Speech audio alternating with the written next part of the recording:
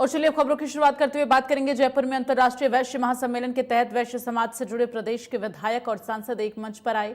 सम्मेलन में विकसित भारत 2047 के विजन में वैश्य समाज की भूमिका पर चर्चा की गई। लोकसभा अध्यक्ष ओम बिरला ने कार्यक्रम में बतौर मुख्य अतिथि शिरकत की। उन्होंने समाजजनों से कहा कि मैंने कई देशों की यात्रा की है, जहां भी गया मुझे समाज के लोग और भारतीय युवा काम करते मिले। जापान में भी आपको बता दें कि युवाओं की कमी के चलते हमारे देश के नौजवान वहां पर सेवाएं दे रहे हैं। मुझे लगता है आबादी अभिशाप नहीं वरदान है, तो वो दिन दूर नहीं जब भारत का युवा विदेशों में प्रतिनिधित्व करेगा।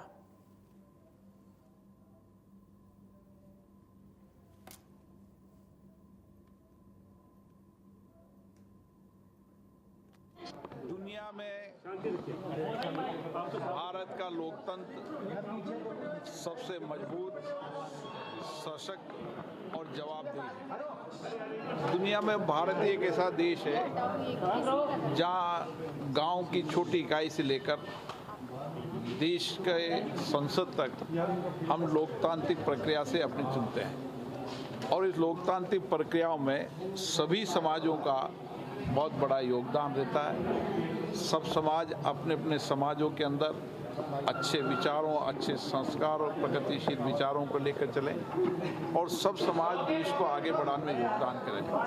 2047 में विकसित भारत के सपनों को पूरा करने के लिए सबको सामूहिक योगदान करना पड़ेगा, मिलकर योगदान करना पड़ेगा और हम सब मिलकर किस तरीके से विकसित भारत में अपना योगदान दे सकते हैं, अपने कर्तव्य निभा सकते हैं। लोकतंत्र डेमोक्रेसी में हमारे संविधान के अंदर ये लिखा है, कर्तव्य पालना और अधिकार भी मांगना। अब समय आ गया कि अपने अपने कर्तव्य को निभाते हुए देश को आगे बढ़ाएं। वैश्य समाज भी लगातार आज़ादी के पहले और आज़ादी के बाद भी इस तरीके का समाज के अंदर सामाजिक समरसता और समाज में योगदान देता है। मैं संगठन के लोगों को बधाई देता हूं। सर, इन्वेस्टमेंट होने जा रहा है राजस्थान में। आर्थिक रूप से राजस्थान में जो विकसित राजस्थान आर्थिक रूप से बहुत बड़ी संभावना है। आज देश में राजस्थान वो राज्य है जहां हम पर्यटन की दृष्टि से दुनिया के पर्यटकों को आकर्षित कर सकते हैं। इंडस्ट्री सेक्टर के आधार पर जहां हमारे पास ज़मीन है, पानी है, बिजली है, इसलिए राजस्थान के अंदर निवेश की बहुत बड़ी संभावना है।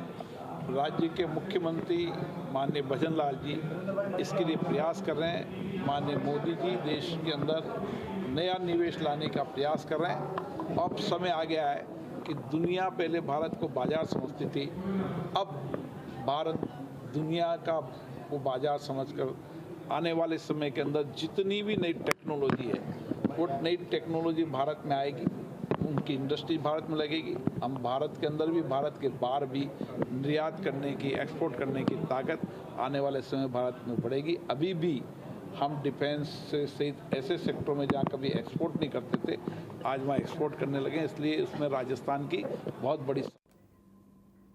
और चलिए आगे बढ़ते हुए आपको